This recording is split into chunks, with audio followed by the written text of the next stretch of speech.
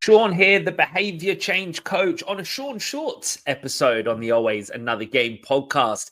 Today, we're going inside my mind to share a story about my playing days, something I've learned and how I resonate that in life today, whether that's in parenting, in business, or in my own personal development. And today, I'd love to know, do you play on the edge? Have you ever played on the edge?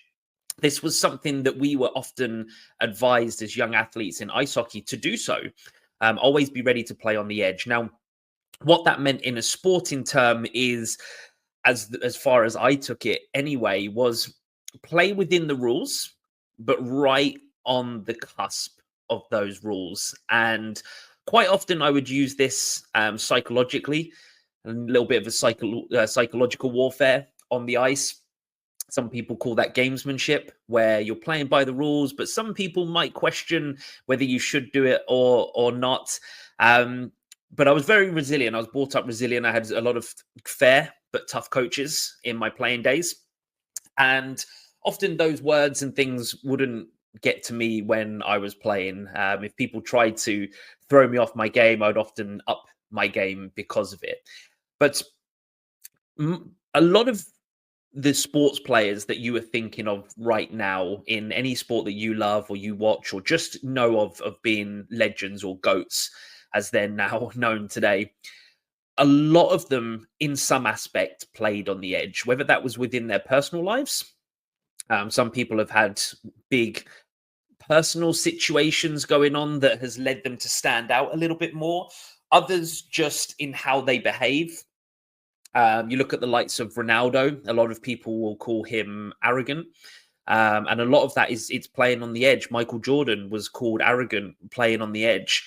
And I spoke about this in a recent interview episode with David Letterman about the zone of fulfillment. Please go check it out if you haven't listened to it already. But we spoke about, do you have to go to that level to reach that status? And I think a large amount of times in sport, for many people, they do have to go to those points, but there are a number of athletes that haven't had to go to that level.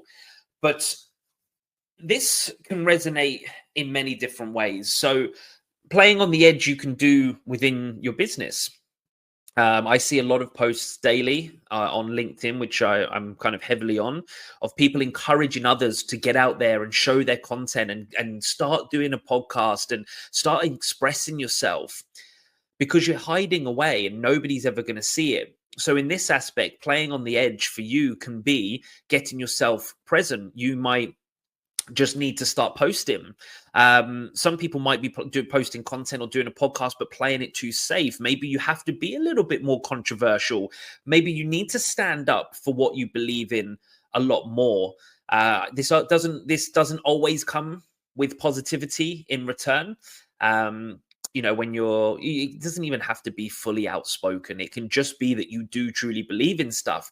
For me, in what I do, in behavior change coaching, in performance coaching, I don't believe in weight. I don't believe a number justifies who you are as a person. I've never looked at anybody and gone, God, you look 9 stone 3 today, or God, wow, have you lost 9 pounds since I've last seen you? It doesn't define who you are as a person. And honestly, I don't care if you're happier because you've dropped body fat and you're lighter and you're going to sustain it. I'm rooting for you. But those numbers don't mean anything to me. And I will express that through my content a lot less these days as I moved into performance coaching rather than just focusing around the personal training stuff that I used to do. But I will share that, and I will die on that sword. That you don't need to weigh yourself to be successful. People like to do it, but I think it's just a deeply ingrained habit, and that's where I'm at with it. And I will stick to that. People will want to do it, and I'm happy for you. I just believe there's another better way to do so. So that can be within your business and standing out. That can be your personal brand. I moved over to LinkedIn from Instagram. And one thing I started to notice within my content, with who I was showing up with on that platform, was I was starting to be myself. When I was on Instagram, I was very much copying all the other fitness people, listening to all the fitness influencers or the business fitness coaches and telling you had to be this way. And just something wasn't sitting right with me. I was doing stuff that I didn't want to do, and it didn't feel right. Moving to a new platform where people were encouraging me to be myself and celebrating that with me allowed me to grow my personal brand, to to increase my follower intake, to start a podcast, to shift my business through many repositions into what I am doing today.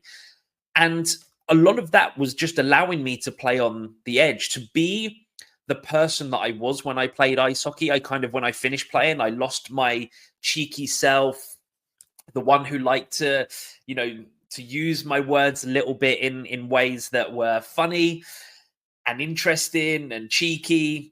And that's allowed me to grow my personal brand. Whereas I wasn't. When I stopped playing hockey, I thought I had to be this business fitness person that everybody else was being, and it didn't align with me. So playing on the edge allowed me to gain a psychological edge over my opponents.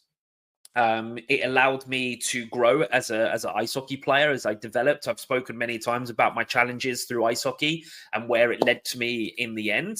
It's allowed me to gain attention within my business to my beliefs and what I do and what I stand for, which has allowed me then to work with more clients that are aligned with me, that aren't just looking to shed a couple of pounds for holiday and then put it all back on afterwards. I now get to work more stress-free, people that are driven, that are wanting to see those incredible long-lasting changes. And that is because I've been myself throughout my content over the past year and a half. The branding has grown because I've been playing on the edge and just being myself and pushing the rules right to the limit. I've never been shadow banned. I've never been blocked on, by saying things and doing things you shouldn't be saying, but I've gained attention from doing just that. And this is what I want you to think about today is, if anywhere in life that you feel like you're not progressing, you're not standing out from the crowd, the best way to do it is follow that advice and like, how can I play on the edge? How can I keep within the rules, keep within my ethics and my beliefs, but push to the point where I start to get noticed? We're in an attention time.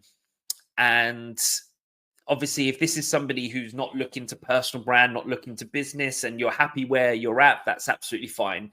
Yeah, if you want to grow within your sporting career, within your business career, within your personal development and gaining confidence, then pushing the boundaries just that little bit could be the difference between you succeeding and failing. So have a think today and what you're potentially stuck from, because they say success often happens in the things that you're avoiding. And you could be avoiding playing on the edge. You could be avoiding doing those things, being maybe a little bit controversial or expressing your values and beliefs, even though some people might disagree with it. You're going to get many people that will be on your side and your tribe will gain stronger anyway. So I understand why people don't push, because they often see the negativity that could come back with it. But I'd go as far to say is probably every successful person has had some adversity within their career, within their life, because of who they are and who they show up for. But they're going to have a lot less internal stress and worry and fear and grief and guilt, because they're showing up for who they exactly are.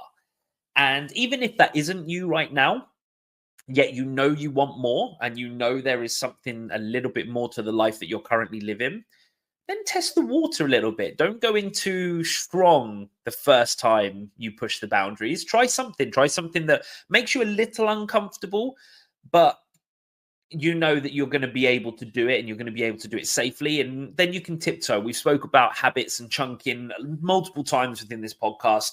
There's many ways that you can find your way into the person that you want to become.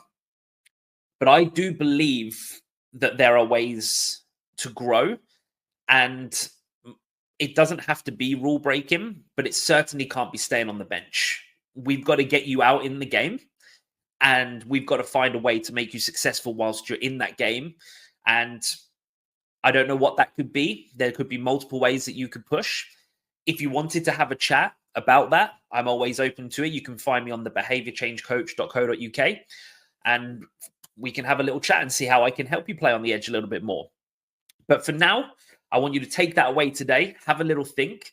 I'm going to have a little think as well. Make sure I'm following my own values still and I'm not playing it safe.